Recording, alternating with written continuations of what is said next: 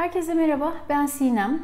Sade ve Basit Yaşam sosyal medya kanallarında minimalizm felsefesi altında size hayat kalitemizi nasıl arttırabiliriz, yaşam kalitemizi nasıl daha iyi bir hale getirebiliriz, nasıl sadeleşerek biraz daha hafifleyebiliriz, bunun yöntemlerini anlatmaya çalışıyorum. Bugün de yeni bulduğum bir yöntemden bahsedeceğim size. Daha doğrusu bir formülizasyon. Matematiksel bir denklem ile başlayalım. Ve bu matematiksel denklem, yani bu formül aslında sizin tüm eşyalara olan bakışınızı değiştirebilir. Gerçekten her eşyanızda sadeleşmenizi, tüm fazlalıklarınızda sadeleşmenizi sağlayabilir. Aynı zamanda kendinize bir eşya bağımlılık testi yapmanıza yarayacak. Birazdan anlatacağım. Çünkü bazı eşyalarla gerçekten çok sağlıksız bir ilişkimiz olabiliyor. Gerçekten ihtiyacımız olmadığı halde gereksiz bir şekilde bir bağımlılığımız oluyor onlara. Hiçbir şekilde vazgeçemiyoruz ama bunun da farkında olmayabiliyoruz. Bu formülle kendinizi test etme şansınız olacak ve eşya bağımlılık seviyenizi ve hangi eşyalarla aranızda sağlıksız bir bağlılık olduğunu keşfetmiş olacaksınız. Videonun sonunda gerçekten düşünüp değerlendirip sizin sonuçlarınız nedir onu da aşağı yorumlara yazarsanız sevinirim. Formülümüz şu: 6 artı 6 eşittir 0. Tabii ki böyle bir matematiksel denklem yok. Daha akılda kalıcı olması için formülize ettim ve bunu metaforlaştırdım. Formül şöyle: 6 artı 6 eşittir 0. Yani geçtiğimiz 6 ay içerisinde bir eşyaya eğer hiç ihtiyacınız olmadıysa ve gelecekteki 6 ay içerisinde de kullanmayı planlamıyorsanız bunun aslında hayatınıza değeri sıfırdır. Ve gerçekten evinizde, yaşamınızda anlamsız bir şekilde size hiçbir değer katmadan varlığını sürdürüyor ve orada bir yer kaplıyor ve size aslında yük oluyordur. Gerçekten çok dürüstçe davranmanızı, kendinize yalan söylememenizi isteyeceğim. Eşyalarınızı teker teker değerlendirin. 6 ay içerisinde, geçtiğimiz 6 ay içerisinde ben bunu kullandım mı? Peki bir sonraki 6 ay içerisinde kullanacak mıyım ya da böyle bir planım var mı? Eğer ikisine de cevabınız hayırsa bu eşittir sıfırdır. Sizin için, sizin hayatınıza kattığı herhangi bir şey yoktur. Ondan vazgeçebilirsiniz aslında. Ama bazı istisnalar her zaman vardır. Mesela size birisinden miras kalmış bir şey olabilir. Ya da sizde çok anısı olan, gerçekten hiçbir şekilde kullanım alanınızın olmadığı, sadece anısı olduğu için saklamak istediğiniz eşyalar olabilir. Bunları tabii ki bu formülün dışında tutabilirsiniz. Ama eğer eşyalarınızın çoğu bu gruba dahil oluyorsa aslında siz fonksiyonel bir evde değil, size hizmet eden bir evde değil, bir müzede yaşıyorsunuz. Yani tamamen anıları yaşatmak için size hiçbir faydası olmayan o eşyalara bakım veriyorsunuz, sanki bir müze çalışanı gibi, ve kendinize orada küçücük bir yer bulmaya çalışıyorsunuz. Bir yaşam alanı kurmaya çalışıyorsunuz. Bu da olabilir. Bu da bir tercihtir.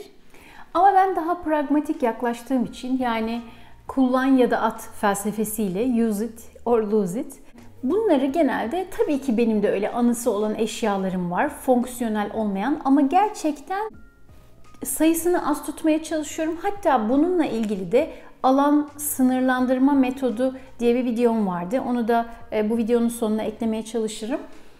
Belirli alanlar, kafamda belirlediğim böyle sınırlı alanlar içerisine sığdırmaya çalışıyorum ki bir limiti olsun, yoksa her yere mantar gibi yayılabilirler. Peki diyelim ki geçtiğimiz 6 ay içerisinde bunu gerçekten kullanmadınız. Bir sonraki 6 ay içerisinde de kullanmayı planlamıyorsunuz. Yani kullanacağınızdan emin değilsiniz ya da yani bilmem öyle bir ihtiyacım olur mu dediniz. Ama hala bundan vazgeçemiyorsunuz. Demek ki burada sağlıksız bir bağlılık, sağlıksız bir ilişki var o eşya ile aranızda. Bunun farkına varmanızı istiyorum. Yani bu formül aslında hem sadeleşmenize yarayacak hem de sadeleşemediğiniz yerde bir farkındalık yaratmış olacak size.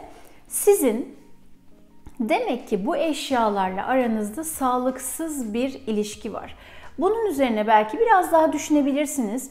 Ben bundan neden vazgeçmek istemiyorum diye ve tekrar bir değerlendirmeye alabilirsiniz.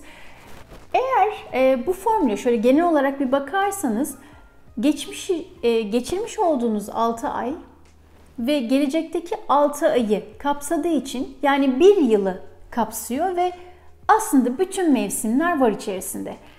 Ve bu bir mutfak eşyası da olabilir, bu bir giysi de olabilir, bu bir kırtasiye eşyası ya da ayakkabı da olabilir.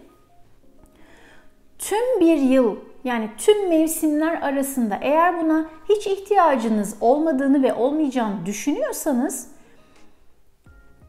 bu bir yılınızı temsil ettiği için ve her yılda eğer siz bunun üstünde bir aksiyon almazsanız her yılınız aynı şekilde tekrar edeceği için aslında siz yıllarca bunu bir yük olarak yanınızda taşıyacaksınız. Nereye giderseniz gidin.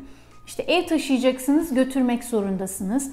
Temizlik yapıyorsunuz ya da dolaplarınız yetmeyecek. Yeni dolaplar, sepetler, belki raflar almak zorunda kalacaksınız ve sürekli sizden bir götürüsü, bir gideri olacak bunun. Yani 6 + 6 = 0 ise eğer sizin için de bunu daha fazla saklamanın anlamı olduğunu düşünmüyorum. Çünkü her yıl birbirini tekrar edeceği için her yıl artık size hiç katkısı olmayan bu eşya size eşlik edecek demektir. Ve bunun sayısının da çokluğunu düşünürsek yani evdeki eşyalarımızın çokluğunu düşündüğümüz zaman işte böyle üst üste kümülatif bir şekilde birikiyor ve gereksiz fazlalıklarla, hiç kullanmadığımız eşyalarla, ihtiyacımız olmayan şeylerle yaşıyoruz. Aslında hepimiz çok daha temizliği kolay, bakımı kolay, zarif, döküntüsüz evlerde çok daha huzurlu ve kafamız dingin bir şekilde yaşayabiliriz. Günümüz dünyası zaten çok hızlı ve çok kaotik. Ne kadar çevreniz ve yaşadığınız alan kalabalıksa o kadar çok şeye eliniz kolunuz da çarpacak, fikirleriniz gözünüz de çarpacak ve her anlamda bir kalabalık yaratacak hayatınızda. Umarım bu formülü faydalı bulmuşsunuzdur. Eşyalara bakışınızı değiştirebileceğini ümit ediyorum. Aynı zamanda da bir eşya bağımlılık testi de yapmış olacaksınız kendinize. Aşağı yorumlara fikirlerinizi yazarsanız sevinirim. Bir bakın bakalım, bir evi değerlendirin. Böyle komple her yere girmektense oda ya da böyle eşyaları grup olarak düşünerek değerlendirebilirsiniz. Yani işte sadece giysiler ya da sadece mutfak eşyaları gibi değerlendirebilirsiniz. Ya da dediğim gibi oda değerlendirebilirsiniz. İşte çocuk odası, yatak odası, mutfak, banyo gibi. Tekrar görüşmek üzere. Hoşça kalın. O bahsettiğim videoyu da sona eklemeye çalışacağım.